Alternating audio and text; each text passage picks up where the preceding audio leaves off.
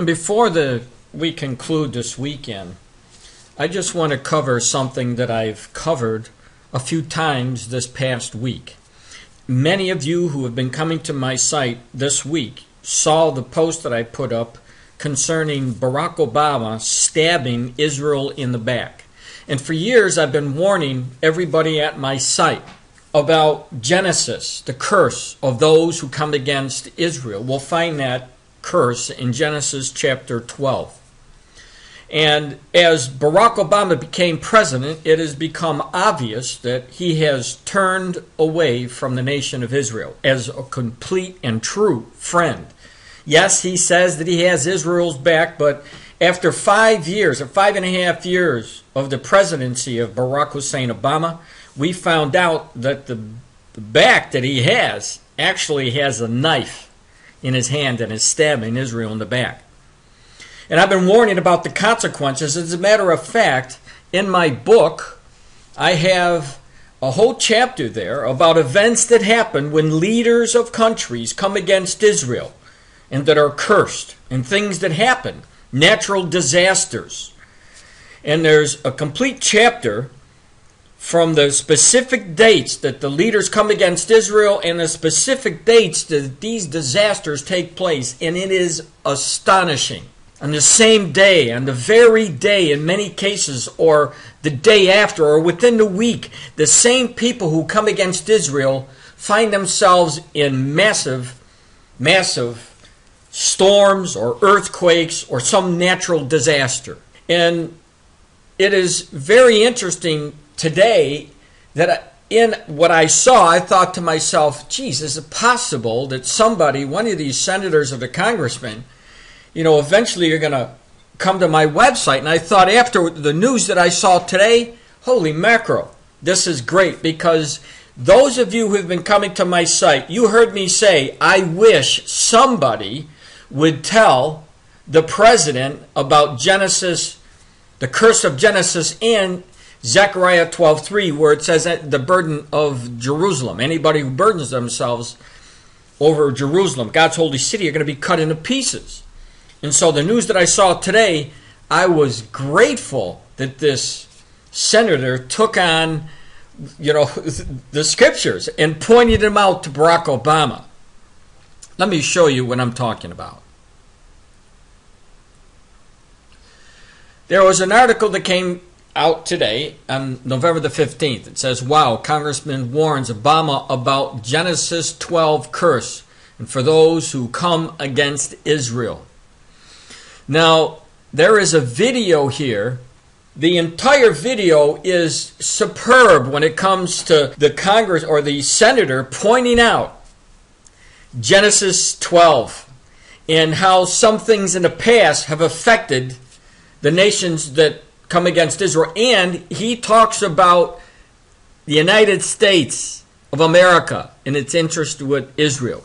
So in context of what I've been warning, and now finally seeing that a Republican stepped up of Texas came out, and it is, to me, it is a blessing. So I'm sure that President Barack Hussein Obama is going to hear about this.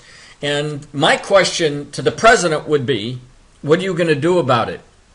Because it is obvious to us who know Genesis and believe in the word of the Lord that by doing what Barack Hussein Obama is doing to Israel, the United States is suffering dramatically for it in relation to the economy, in relation to things that are going on in our society, job losses, the increase in crime, just the administration, if you will, like the train wreck of Obamacare and the things that he's touching, Benghazi, and a whole list of different things. It seems like the whole world is coming against us, spying against our allies, for example. In Homeland Security, the worries about Homeland Security, watching and doing things that are unconstitutional. So my question again to the President is, please, Mr. President, if you were unaware of Genesis chapter 12, the curse And now that you know about it, please do something about it. And what I mean by doing something about it, go back to what the other presidents used to do before you. Support Israel 100%. And when you do that, you can guarantee that God will bless America. That's God's promise. He said, I will bless those who bless you. But Mr. Obama, if you want to go the direction that you're going, if you want to really destroy America, and it certainly looks like that's the case with your administration, you just go ahead and wreck the relationship between Israel and the United States and do the things that you're doing to Israel. And for sure, Zechariah 12:3 and Genesis chapter 12 are going to come to pass. This nation will be cut to pieces. And it will be something that the whole nation, obviously, will not like. It will be disasters like we saw. And the Republican from Texas talked about Greece. And we saw that after they launched the flotilla from Greece to go into the Gaza to at least try to break the barrier that Israel set up, what happened to Greece? They fell apart. Shortly after that, they fell apart. Their economy fell apart. And Barack Obama, if you go that route, America will, no doubt in my mind, face a depression like they've never faced before. But maybe that's what you want. Your agenda certainly points to that direction. And so I'm praying now that there would other congressmen and other senators would join the bandwagon, and those that believe in the Word of God would stand up. Is it better to stand up for Jesus Christ than to stand up for your job, or will you be elected? It's about time that we have people in office who will stand up on principle and on faith and value again, like the early people that were elected when our government was established.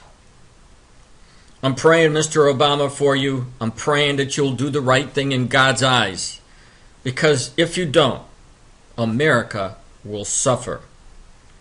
We don't want massive earthquakes. We don't want massive floods, extreme tornadoes, extreme droughts, massive floodings. We don't want that here in America. God will bless us as He has in the past if we bless Israel. Let us all pray for the peace of Jerusalem. This is Frank DeMore with the Last Chronicles of Planet Earth. God bless.